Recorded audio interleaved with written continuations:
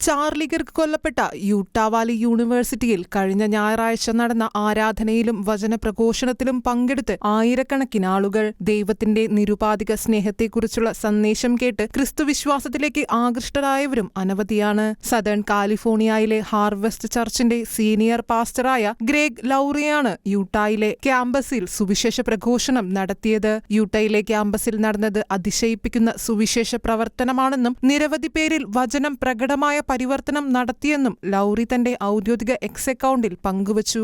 ദൈവത്തിന് രോഗശാന്തിയും പുനരുജ്ജീവനവും നൽകാൻ കഴിയും. തിന്മയല്ല, യേശുക്രിസ്തുവാണ് അവസാന വാക്കെന്നും ലൗറി വ്യക്തമാക്കി. ചാർലി കിർക്കിന്റെ വിശ്വാസ ജീവിതത്തെ ആദരിക്കുന്ന വീഡിയോ പ്രദർശനത്തിലൂടെയാണ് ഹോപ്പ് ഫോർ അമേരിക്ക പരിപാടി ആരംഭിച്ചത്. ചാർലി കിർക്കിന്റെ കൊലപാതകത്തിന് ശേഷമുള്ള ആഴ്ചകളിൽ അമേരിക്കയിൽ വിശുദ്ധഗ്രന്ഥ വിൽപ്പന 36% വർദ്ധിച്ചതായി കണ്ടെത്തിയ Wall Street Journal report Lowry ഉദ്ധരിച്ചു. ദേവാലയത്തിൽ ദിവ്യബലിക്കായി എത്തുന്ന ആളുകളുടെ എണ്ണവും വർദ്ധിച്ചതായും അദ്ദേഹം അഭിപ്രായപ്പെട്ടു. അടുത്ത നാളുകളിൽ അമേരിക്കയിൽ ദിവ്യബലിയിൽ പങ്കെടുക്കുന്ന ആളുകളുടെ എണ്ണം വർദ്ധിച്ചതിനാൽ കൂടുതൽ ദിവ്യബലികൾ ദേവാലയങ്ങളിൽ ക്രമീകരിക്കുന്നതായി ഫോക്സ് മീഡിയ റിപ്പോർട്ട് ചെയ്തു. സാധാരണ ദിവസങ്ങളിൽ പോലും ദേവാലയത്തിനകത്ത് പ്രവേശിക്കാൻ കഴിയാത്ത വിധം ആളുകൾ ദിവ്യബലിക്കായി എത്തുന്നത് അസാധാരണ സംഭവമാണെന്നും ഫോക്സ് മീഡിയ പറയുന്നു.